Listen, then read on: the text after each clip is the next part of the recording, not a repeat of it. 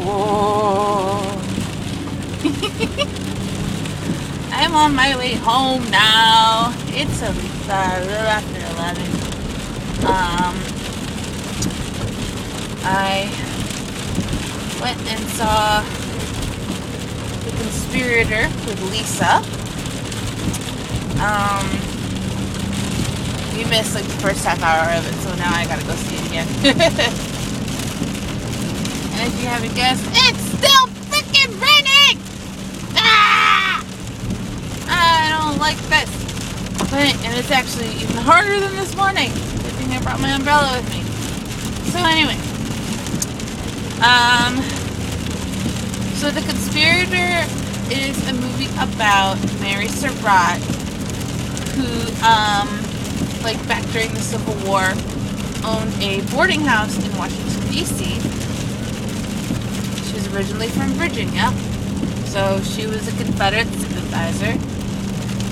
And her son was buddy-buddy with John Wilkes Booth. Real great taste in friends there, huh?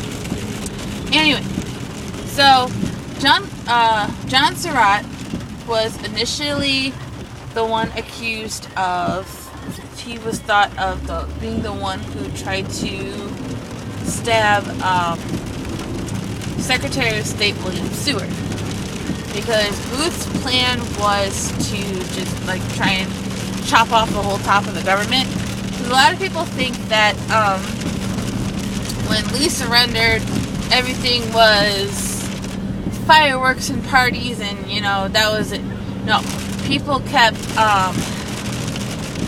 There were still generals in the field, Confederate generals and soldiers that refused to give up until like July of 1865. So people were still scared, and so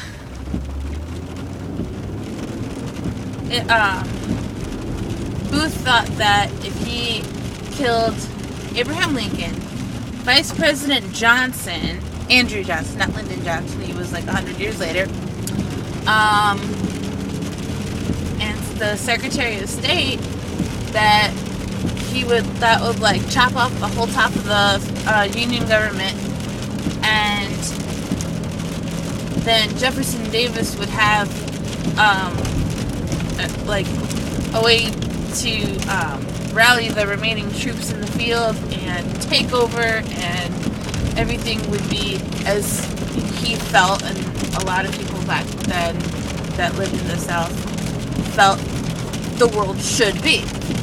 People held in slavery, and there were a lot of other underlying issues that also contributed to the Civil War, but I only have 7 more minutes to communicate this little history lesson, so I might do a part 2, but that's still not enough to do a whole thing. I'm just trying to talk about the movie. So anyway, but Booth's original plan was to, he was going to kidnap Abraham Lincoln in exchange for Confederate POWs, because the Confederate forces were dropping like flies. They were either dying or getting captured, and their supply chain and all that stuff wasn't as they didn't have the infrastructure, like the railroads and stuff that and the organization that the Union had. So they needed help, and they needed people. So they were willing to. There were a whole bunch of people that had proposed ransoming President Lincoln in exchange for POWs. Jefferson Davis really didn't. Supposedly, I don't know if it's actually true, but historians have said that Jefferson Davis really didn't want to do that because he actually respected Lincoln, and he didn't want to chance him getting killed. I have to read some more into that whole thing to really know more about it. But So John Surratt, the son of this woman that the movie is about, befriended Booth, and he was going to be part of the whole kidnapping plot. Now Booth was an actor, and he was a tad deluded. He was very overly dramatic, and he basically saw this whole thing as being like a role in another one of his plays. Like, he was going to be, the big hero, and he was going to ride into Richmond, and everybody was going to cheer and throw flowers, and the girls were going to go, oh, swoon at his feet, and, he was going to be this big old hero. Well, the city of Richmond, which was the Confederate capital, fell. Lee surrendered. The war was on its way to be over. So the conspirators say, we can't do anything now because the war's over, just about. And so they all, go with their separate ways and do whatever. John Surratt decided to take off to New York and eventually Canada. He had probably some other schemes, I don't know, maybe, that he was probably going to try and hook up with, to try and save the lost cause, as they called it. And Booth got drunk and moped for a few days, and then, a couple days before,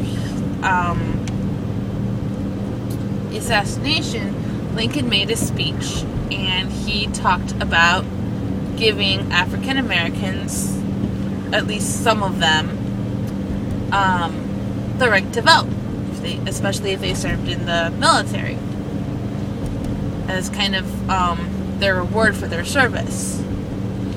And Booth, who absolutely hated black people, he was an all-out, very vocal racist. And you could tell this in a lot of his writings. Got absolutely pissed and said that's the last speech he's ever going to make. So he managed to get a few of his cronies together and concocted this whole scheme about lopping off the top of the government. Now, Mary Surratt had nothing to do with this part of the plot. She probably knew what was going on with the kidnapping part, but after her son skedaddled,